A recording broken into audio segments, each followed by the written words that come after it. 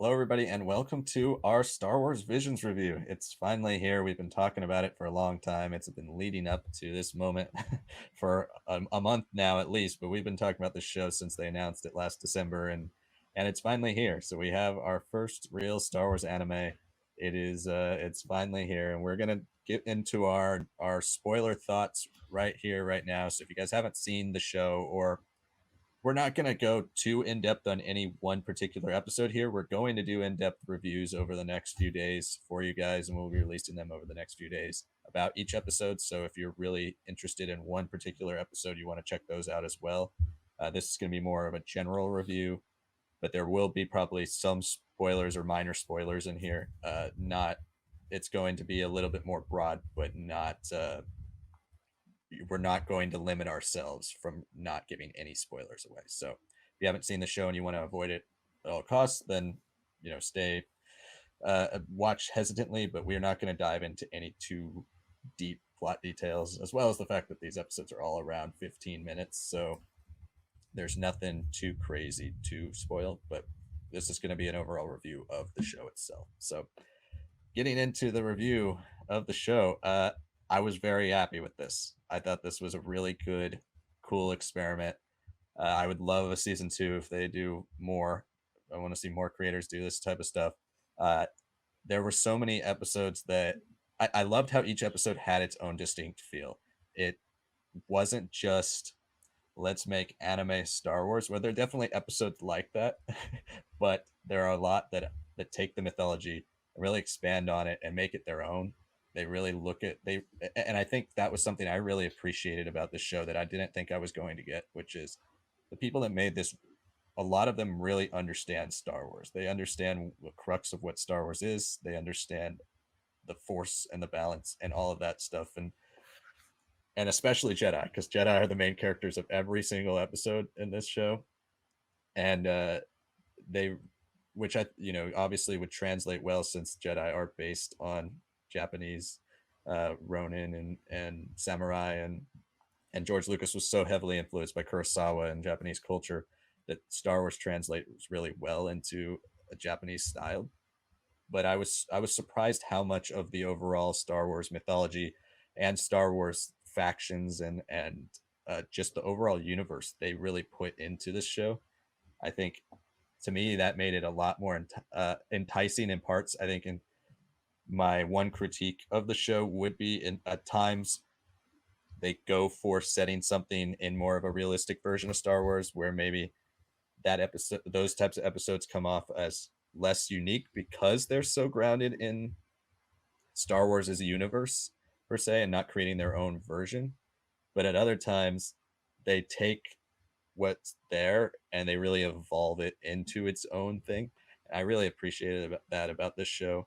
I think having each studio make short films was a great idea, and I would love to see an anime full season of a show that's actually canon that is all made by one person. But I think this really gives us a broad taste of all the different things you can do in Star Wars. There's a creativity to the show that isn't afforded to you if you're in canon, because you have to keep to a certain feel, you have to keep to a certain tone, you have to keep to certain ideas and ground rules, and there's some crazy episodes in the show that really just blow off all rules of Star Wars, but still there's a feeling in this that it is Star Wars. Like the creators do a good job of encapsulating how it feels to watch Star Wars, and that sense of wonder, that sense of discovery, and the sense of loyalty and duty, and whatever type of time period episode they're going for, they're able to capture that quite well. And it's not just lightsaber duel after lightsaber duel,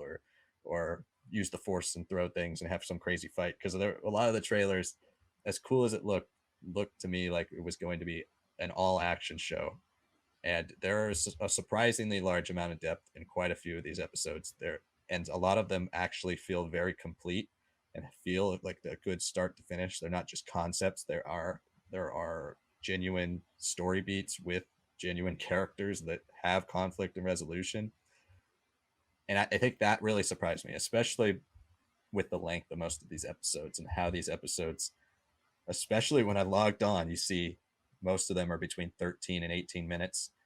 and I was like, okay, here we go. We're gonna have a one action scene, and then it's gonna be over. And some of them are like that, but I was shocked how many of them actually have solid character progression in only 15 minutes and have a genuine conflict resolution.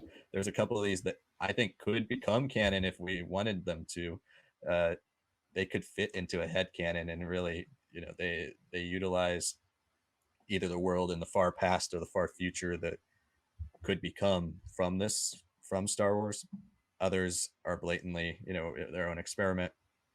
But overall, if you guys are looking for something really fun, this is just, I think that's the main word. This is really entertaining, really fun, and it shows the value of Legends to me. Like, this is not technically Legends because it depends if Legends is a whole another argument about whether that is its own universe or that's just a term to brand everything that's not canon. You could take it either way, but I think this shows the value of having that kind of alternate side of Star Wars where you can say, hey, this is still identifiably Star Wars, but we can go as insane or as introspective or as, alternate in terms of culture and perspective as we can possibly go, and we can really experiment and see things that we would never be able to see in a canon show. And so I think that's the main thing that I wanted out of the show, and I definitely got it out of the vast majority of these episodes. And I would say that I don't think there's a bad episode in the bunch. There are some that are obviously more underwhelming. There's some that are more action based that don't have as much character or heart to them. But overall, definitely worth your time. Definitely should check it out. And I'm very happy with how this all turned out. Yeah, it's definitely a series that I don't think was something that would have happened if we were still under George Lucas. Because even though he pulls a lot from like Indian mythology and Japanese filmmaking, especially samurai films, and a lot of Buddhist values and things like that, and obviously equally as much from Eastern Orthodox beliefs and just general Christian imagery. Star Wars has always been the amalgamation of a man living in the United States, which is in of itself a whole nother melting pot. So that's why Star Wars is so unique to us. When you show a kid the first time what Star Wars is, there's nothing like Star Wars. There's nothing that can compare. Everything else pulls from Star Wars. Star Wars pulls from everything else, but only Star Wars is Star Wars. There's not anything that is the same or close enough or an alternative to it. There's things that grew out of it, but you can't really say they're Star Wars, right? You can say like there are shows that have grown out of Star Trek, like Babylon 5 and Battlestar Galactica and all those things. Star Wars is a little harder. You really can't say that. And again, it's a testament to just the fascinating mind of George Lucas and all that. But we live in the 21st century now, and this is, a story that was created some little dinky house in the 1975, 1974 time period, right? And it was very different and very strange. And it finally got to this point. It was filmed and it was edited into something that was far better than it was already shot as. And it just became a phenomenon. And one of the favorite stories I've ever heard about Star Wars is that when it premiered for the first time in Japan, like people watched it and there was just like not a single peep. And I guess like the representative for like what was the beginning of Lucasfilm or for Warner Brothers or whatever, or sorry, for 20th Century, they were like, they didn't say anything like, didn't like it, like, oh, it's a huge hit. And they're like, no, silence here is like the highest form of respect. It's like encapsulating awe and like majesticness and just full love for something that's happened that you can't like bear to utter a word, or else you're going to distract yourself from what you're seeing on screen. And I mean, that's just high praise in general. So Star Wars in Japan has just been a fascinating connection for years, and we've started to kind of like return Star Wars to its roots a little bit by giving the platform, by giving the brand over to Japanese creators to a degree, and especially under the Disney purchase. We're getting a lot of different manga adaptations. Now we have an original manga with Edge of Balance for the High Republic. We're also now, I guess, starting to push for anime. Like if people were huge fans of that person who made the Tie Fighter animation that looks like 80s cell animation with the darker saturated colors, and it's sick. It's got rock music. It's everything you'd ever want out of like if anime Star Wars had existed at that time. Obviously didn't, but like it's fascinating that there's just been this interest for so long that like, hey, we've taken so much from Japanese culture. Maybe let them have a hand at it too, because you know they would love what we did with their culture. Now let's see them do something with our culture in a sense, right? And I'm not saying Star Wars is an American culture thing that's only ours. It's obviously a globally loved franchise, but it's maybe not necessarily the cornerstone of cultural life as it is here in the States. So that's what really excited me about Vision. So it's like, okay, yeah, I mean, anime has just been exploding these last 5, 10 years. And I've been watching anime a lot since my middle school years. Obviously, I've had up and down periods when I kind of went more into film, especially with filmmaking and TV shows and stuff like that. But I've still like always kept up with the news with anime and all that. So I've kept up with new series like Demon Slayer and all that. So I was like, okay, yeah, I'm excited. Like let's see what this is about. Um, I guess that whole thing about like, is it Legends? Is it canon? Yeah, I mean that's the whole argument that's happening these days. We've had that same one for Knights of the Old Republic remake, and if Disney Legends is the same as George Lucas Legends, like are they the same thing? Are they different? Like how would fans react if it's put in one or the other? Yeah, I mean, I think the best thing I can really say about this is that there's already a little bit of like skepticism with a lot of American audiences of like, oh, it's anime, like, you know, is it really gonna be fun? Is it gonna really be great with Star Wars? And I can say yes, it was great. And it's great because the creators simply just made what they wanted to do.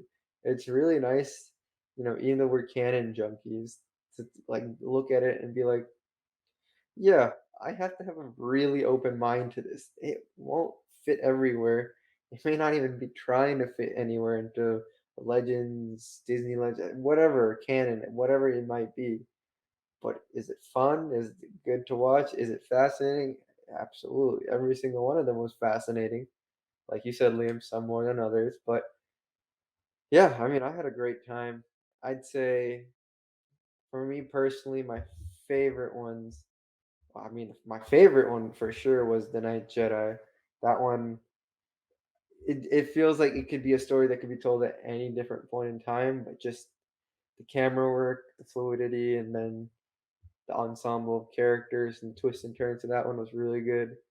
And then the one that I like the second most, I don't know. It's a tough one. I'm gonna go with the Elder just because for me the Elder kind of feel like it, at least the characterization of the Jedi and just the dueling and everything and just the conversations that were happening and some of the dialogue made it seem really like it's set in the High Republic era, right? Like they look like they're in that era and they could totally fit in that era.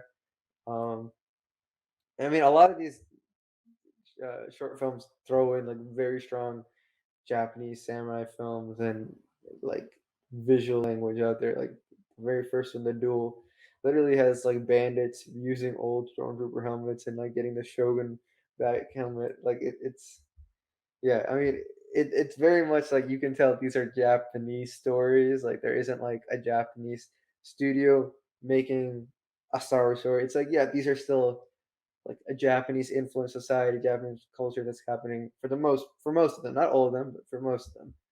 But yeah, I mean those two are my standouts.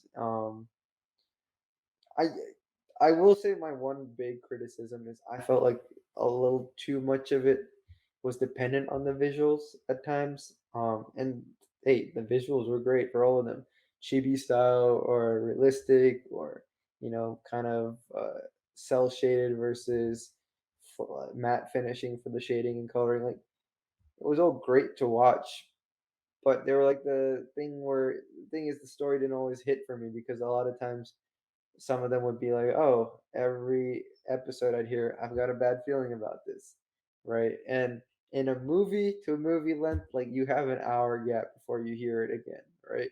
When you're watching these all at once, you're like, "I just heard that 3 minutes ago."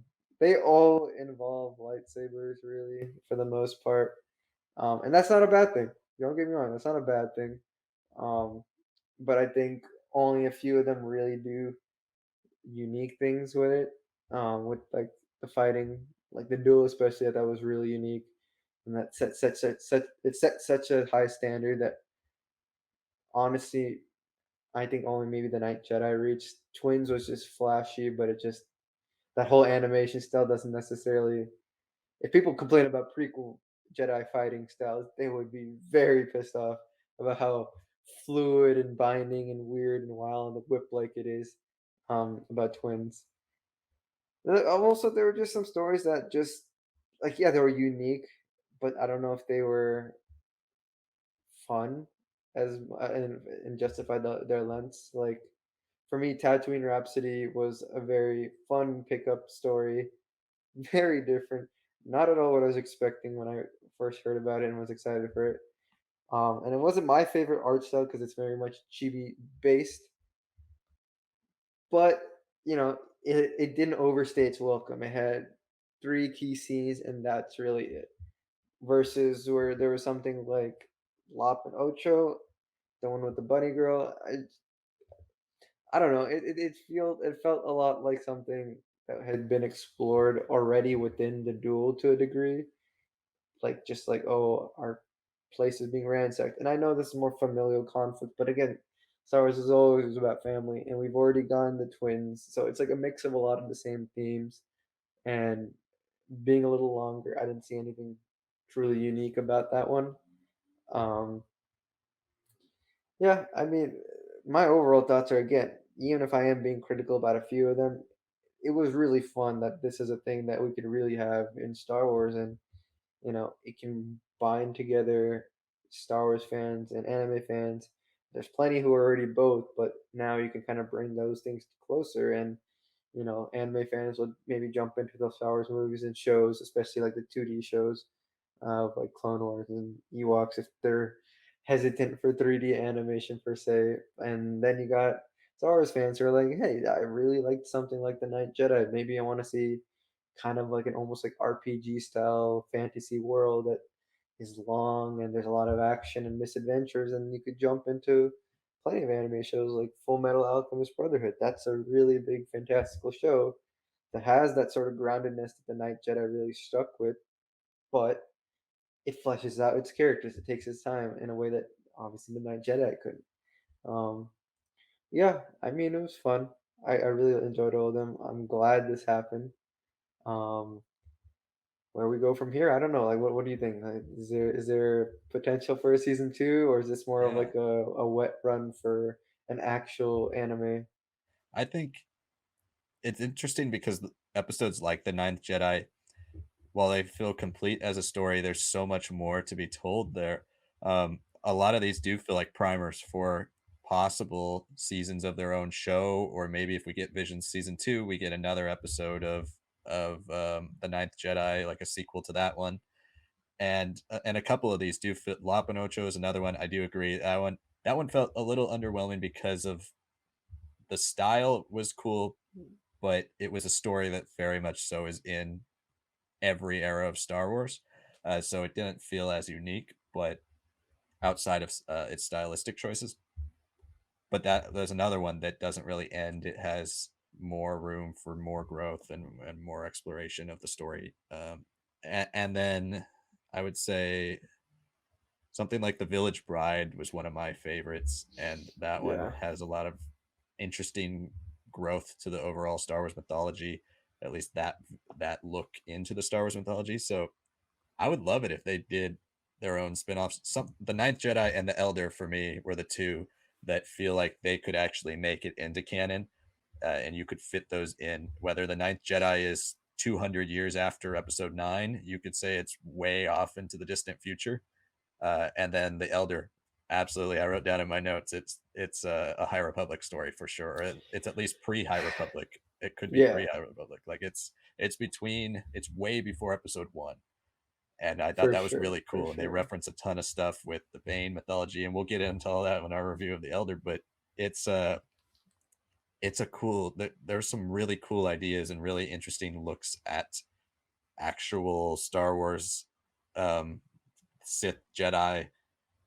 outlooks on life and their introspective looks at their religious aspects of these groups. And we don't necessarily get that all the time in films and stuff. We get that more in the book. Like High Republic has been going more into what it means to be a Jedi. The prequels do, but they go over 15 years of material of what it means to be a Jedi, so it's not as centralized. And we get to really see the Jedi at their lowest point of who they are. And so, yeah, this was such a breath of fresh air. I think is the best word you can use to describe this, because it's new ideas, and it feels for the first time really since even like the Mandalorian started, we're getting ideas that are outside of the main story. We're getting characters that aren't necessarily tied to everything, but as in the Mandalorian, you can come back and tie it to the main universe. This obviously there's plenty of episodes that contradict a lot of things, but Yeah. those two in particular for me, the Ninth Jedi and the Elder, were some of my favorites because there's so much. They're open to a whole world that we don't know anything about and really can be explored. Right. I mean, I love the Night Jedi, but the one thing that just threw me off was that one of the characters' name was Ethan, and I'm like, Yeah, that's that's just no. Like, I know people are like Ray and Finn. Yeah, Finn. It's pretty close to what we know, but Finn is not extremely common throughout the world, and it story wise it works because it's FN Finn, right? You can't really do some justification for Ethan. It's just there. And then there were also names that were just very obviously just Japanese names. And I mean, that's fine. I can't really give a criticism there because at least Star Wars has a tendency of bastardizing few different languages and throwing words together. Like Yoda comes from Yoda, which is from like a Sanskrit word for peace or something. Yeah, it's also connected to the Hebrew word, which means one who knows, and then in Sanskrit it means warrior. So it's like, yeah, I mean that's like a very interesting and it works really well for Yoda because you're like, ah, this little green guy, a warrior? Like yeah. no, not he doesn't know. What does he know, right? But clearly Invader. yeah, Invader, like all the like Vader's father, like we do bastardized languages. So I was more happy with the Japanese languages because I don't know what those mean. I don't know what those names stand for. They could be the equivalent of an Ethan in their country, but like for a global audience, that's not necessarily like something that's like, oh, like I can't believe you said that one Japanese name. That's such a take me out of it, right? No, Ethan did take me out for like a good like 2 minutes. I'm like, Ethan, like, really? Yeah, just the Yeah. way he like introduces himself, he just walks into the room with a bunch of Jedi. He's like, "Yeah, my name's Ethan," and everybody's like, "Okay." Yeah, I don't But know. yeah, there's so much like other than I agree, there were a few times where I was like, "Yeah, that's either blatantly an obvious Japanese name, or this is as common of an American name as you could possibly pick." There Yeah, were also some like in Tatooine Rhapsody, the guy's name is Jay, which I assume just stands for Jedi. yeah, Uh, but yeah. there were some there weren't too many creative choices with the names. I mean, we heard But Jays from the Nile in the High Republic. They called them Jays or something. I don't know if it's High Republic or something else, but there's some people who call Jedi Jays. So yeah, but yeah, like obviously, I don't know if there's no connection between this and Tattoo and Rhapsody. It's just the right. kid was like, oh, my name is looks around Jay. It's like Han Solo. It's like okay, I guess. Yeah, so there are some real world elements brought in that do break the immersion a bit. And I agree with stuff like the twins. It's an episode that is definitely insane and cool to see visually, but you don't really get much out of it. It's a really standard Star Wars story, just heightened to the 10th degree. Yeah, Then the duel is maybe the most visually impressive. It looks amazing with the black and white. They've got film grain over it, like a Kurosawa movie. They did a great job and a great attention to detail with that one.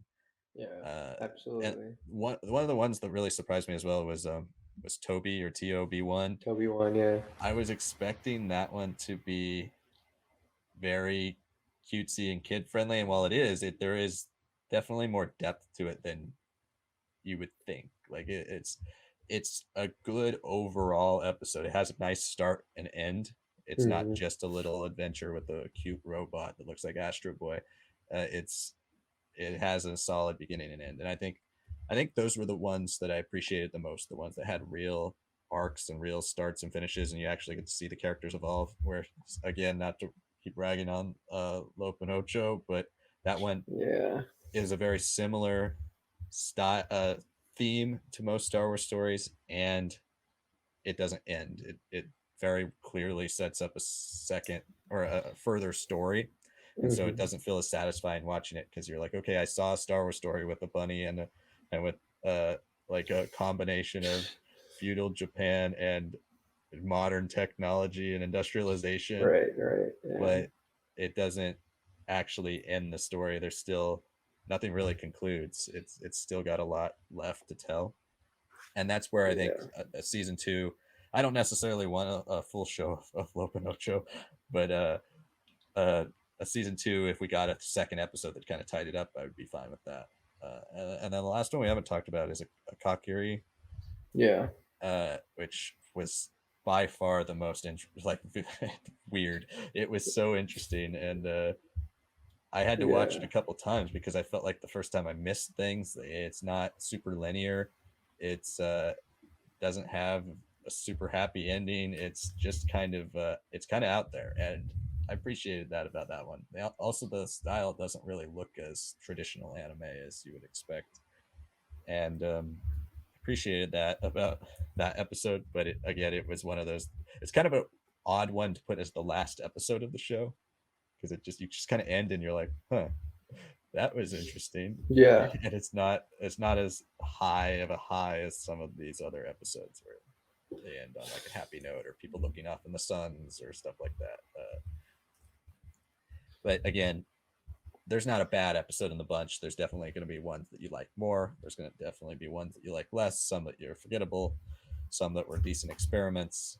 Some that could actually lead to more. So I think that's kind of it for our general spoiler thoughts for the show. Definitely check out Visions. It is worth your time, as we've said, if you've been watching the rest of this whole episode. And we will also be releasing for the next few days, up to a week, we'll be releasing in depth reviews on each episode where we'll be kind of diving more into specific spoilers, things we liked most about each episode and disliked. So if you have a particular episode that you really loved and you want to hear us talk about it, jump into those episodes. We'll be releasing them a couple of episodes each day until we get to the ninth one. So check all those out. And then we also post our comic reviews today. If you're interested in the comics, as always, check those out on Wednesdays.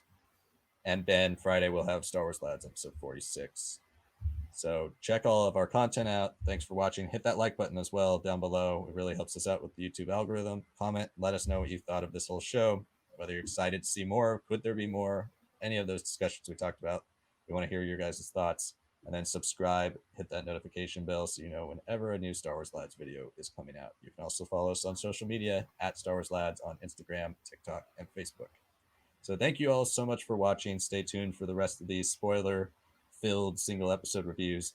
And we'll see you guys all on Friday for the main Star Wars Lads number 46.